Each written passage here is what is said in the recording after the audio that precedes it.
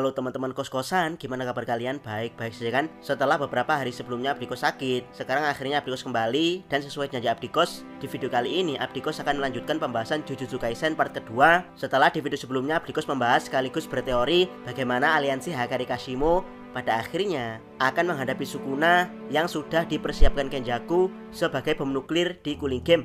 Pembahasan part kedua ini akan berfokus ke peraturan yang akan ditambahkan tim Hakari plus aksi Maki Zenin dan Kamunori Toshi yang berada di koloni Sakurajima. Yuk langsung aja kita bahas, check it bro.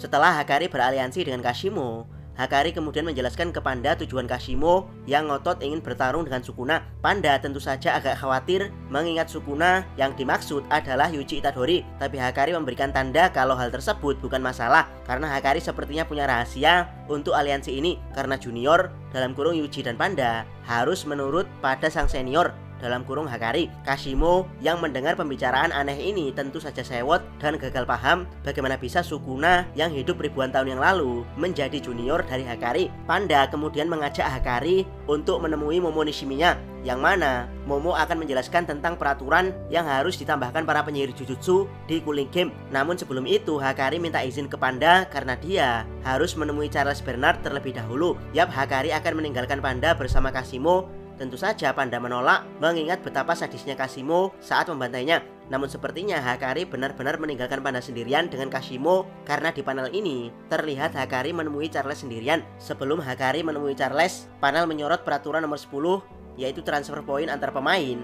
mulai ditambahkan oleh Higuruma berkat jasa Yuji Itadori. Kita kembali ke Hakari. Hakari menemui Charles karena ada sesuatu yang ingin dia tanyakan. Dan seperti biasa, jiwa wibu Charles langsung mengutarakan kata-kata mutiara dari sebuah manga. Kali ini kata-kata mutiara dari manga Martial Arts Tough karya Tetsuya Saruwatari. Caramu membunuh adalah caramu hidup. Yap, alasan Hakari menemui Charles adalah dia ingin bertanya tentang manga karya Charles. Sepertinya Hakari ingin berterima kasih karena pertarungan dia sebelumnya dengan Charles memberikan inspirasi adegan manga dalam pertarungannya melawan Kashimo. Ini bisa teman-teman lihat dari perkataan Hakari setelah dia berhasil mendapatkan jackpot terakhirnya. Dan jawaban Charles sungguh di luar dugaan karena dia sama sekali tidak punya karya manga yang diterbitkan. Dia bahkan belum debut dan belum pernah merilis tankobon dalam kurung manga yang sudah dipendel. Hakari kemudian menanyakan penghargaan yang tentu saja dijawab Charles tidak ada. Ya, bagaimana bisa Hakari menanyakan penghargaan untuk seorang mangaka yang belum debut?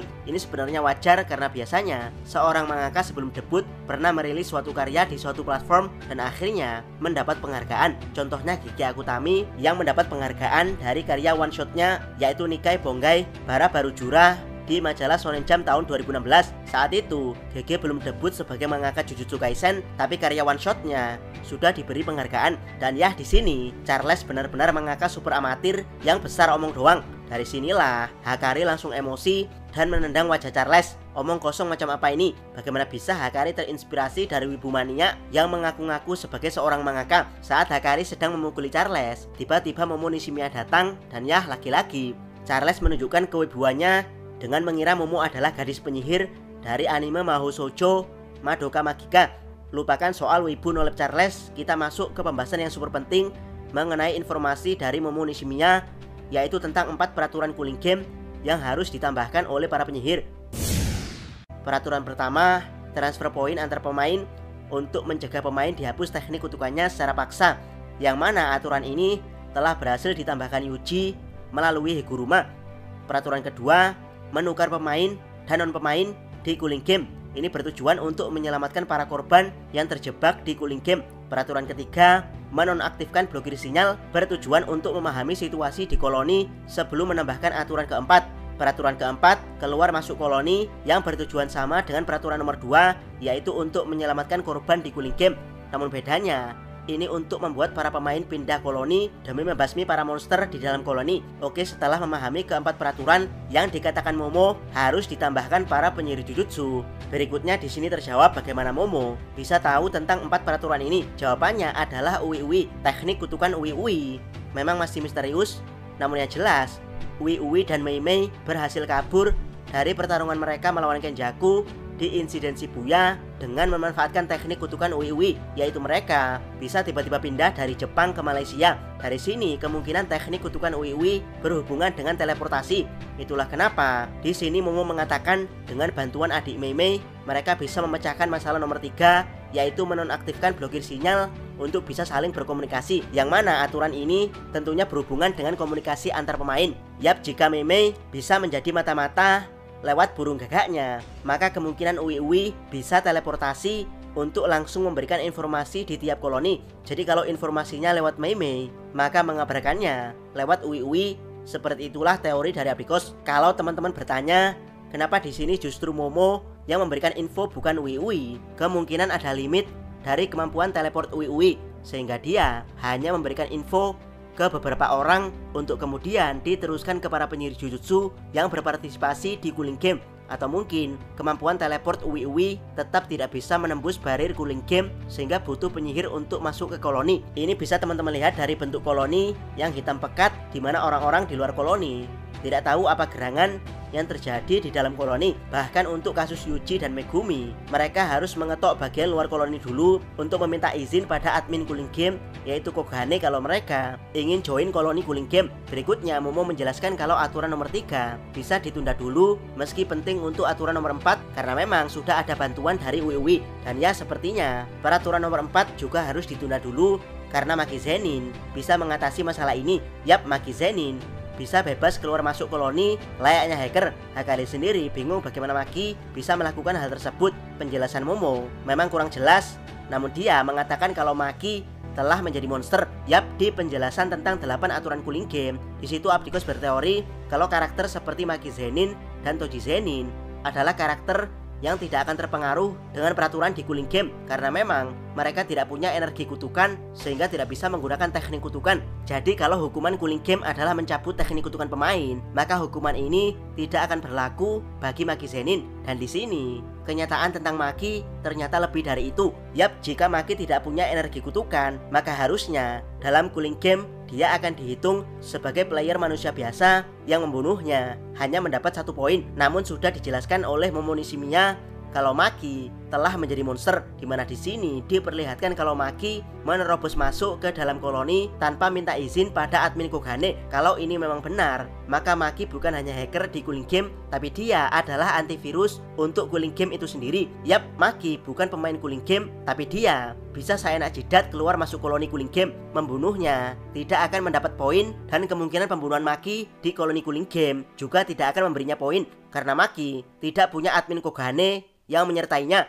Sesaat setelah masuk koloni, Maki menemukan Kamo Noritoshi dengan penampilan barunya yang kini berambut pendek. Yap, di sini Kamo Noritoshi telah kehilangan hak sebagai pewaris kepala klan Kamo. Kemungkinan karena Noritoshi sebelumnya membantu Gojo di arc insiden Shibuya, jadi dia disingkirkan oleh pesaingnya dari klan Kamo, dan kini jabatan kepala klan yang harusnya diberikan pada Kamo Noritoshi telah diambil oleh anggota klan Kamo yang lain. Dengan begini, 2 pecatan klan saling bertemu di koloni Sakurajima. Yang satu dipecat dengan resign, yang satu dipecat dengan disingkirkan. Di sini, Kamo memberitahu Maki kalau saat ini sebagian besar penyihir dan kutukan berbahaya telah diurus. Kemungkinan yang dimaksud Kamo Noritoshi adalah penyihir dan kutukan berbahaya di koloni Sakurajima. Karena memang sejak awal Kamo sudah berada di koloni tersebut.